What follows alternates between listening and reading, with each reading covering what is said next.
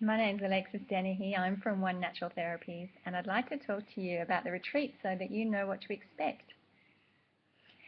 It's likely that if you think about a weekend away, you're thinking about a getaway. That is that you're trying to escape from something, whether it's work, whether it's house chores, whether it's your needy family. The concept is a very Western concept, and that is that we need to escape.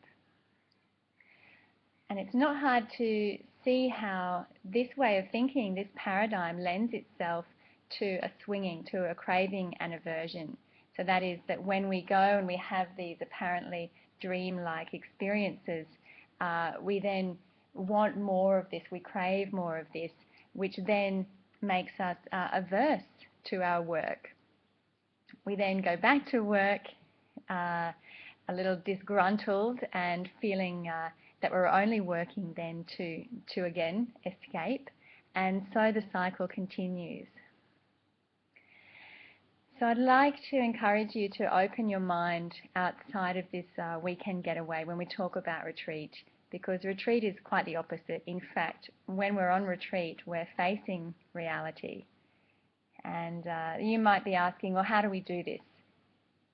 And there are 5 principles that I'd like to share with you. The first one is really that we create a dedicated space. Now that already happens for the fact that we are going to a separate environment, and that everybody who is there knows what they're there for. They're there to practice yoga and to practice mindfulness. So therefore, however much you can reduce distractions, the more powerful your experience is going to be. And that includes even things like discussing your home environment, and particularly important if you come with a friend or with a group of people that you know, that you leave your social interactions at least to the car on the way over or the way back. I'll also ask you to leave your phone, your mobile phone, in the car. And of course, let your family know that you'll be off the air, that you'll be out of contact for this period of time. The second thing that we do that helps us to face reality is this element of play. And it's an interesting one to find, because when we are in quite a focused and dedicated space, the tendency is to get quite rigid and serious and intense. But you know, this element of playfulness and lightness really helps us to face any challenges that may come up on retreat. And it also reminds us that really we are connected, and that this is a crazy, quirky world we live in, and we as humans are probably the craziest and quirkiest of all. The third element is that of the practice, just doing the practice itself. We go on retreat to have a sustained experience of a mindfulness practice. So the idea is that when you're eating your lunch, you are aware of the sensations. When you're doing the yoga practice, of course, you are noticing what you're doing. It's not just about the doing, but so much more about the noticing. The practice itself lends itself, well, the practice itself is facing reality, because we're not being distracted with thought.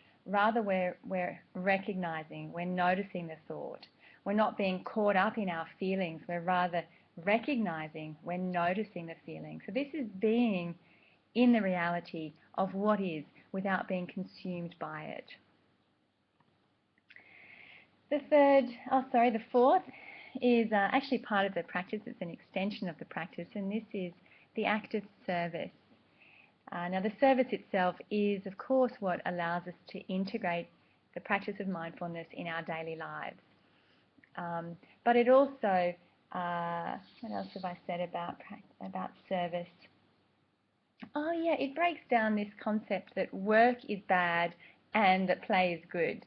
So when we're in service, whether that's helping prepare the meals, or whether it's cleaning up, or whether it's doing something completely unnoticed but just helping the overall flow of the retreat, you're doing it as a practice.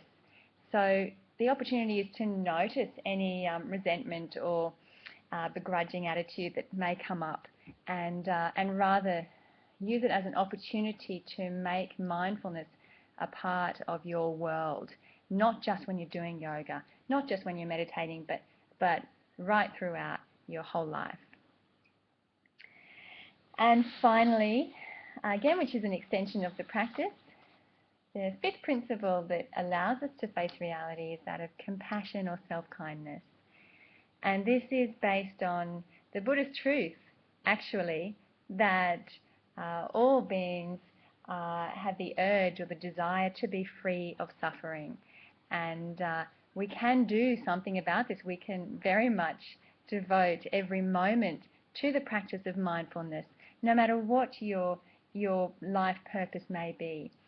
And that every moment in which we are mindful, we are breaking free or liberating all beings, not only ourselves, but we're showing the way, and we're wishing the way, and more than wishing, we are leading by example in the practice of mindfulness. So listen, you don't have to give these a second thought, just to hold them in mind. And if any of these ring true for you and you're not yet on board on the retreat, please do make contact with me. You can see my site, onenaturaltherapies.com.au, and I would very much love to have you along. Thank you.